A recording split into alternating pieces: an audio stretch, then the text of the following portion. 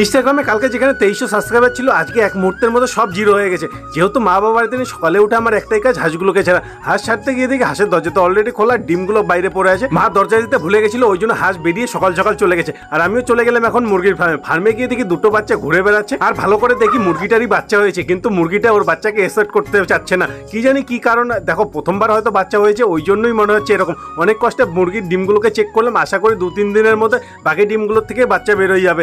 এরপর আমি মুরগিগুলোকে খাবার দিয়ে এখন ছিপ আর বালতি নিয়ে চলে গেলাম মাছ মারার উদ্দেশ্যে। এখনই খবর চলে এলো, যেখানে আমি তেলাপিয়া মাছের অর্ডার দিয়েছিলাম ওখান থেকে খবর চলে এসেছে। তো মাছ নেওয়ার জন্য চলে গেলাম। তেলাপিয়া মাছ নাকি অনেক বাচ্চা দেয়, প্রচুর পরিমাণে বাচ্চা দেয়। তো ওই জন্য আধা কেজি তেলাপিয়া মাছ নিলাম, সাথে কিছু এক্সট্রা মাছ নিয়ে বালতিতে কাপড় বেঁধে এখন চলে এলাম পুকুরে এসে মাছগুলোকে ছাড়তে শুরু করলাম একটা একটা করে।